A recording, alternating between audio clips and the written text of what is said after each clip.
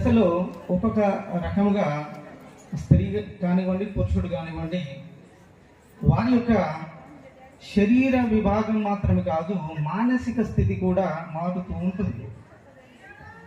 కనుక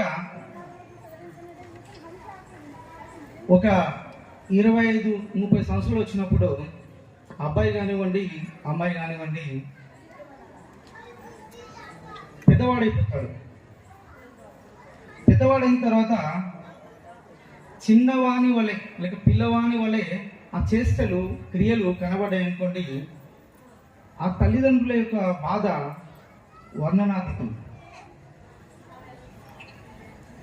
బాగా ఎదిగిన వయసు వచ్చిన తర్వాత చిన్నపిల్లలు కార్లు తీసుకొని ఆడుతూ ఉంటారు. చిన్న కార్లు ఉంటాయి కదా, బొమ్మలు, ఇట్లాంటి వాటితో ఆడుతున్నప్పుడు ఆయన చూసి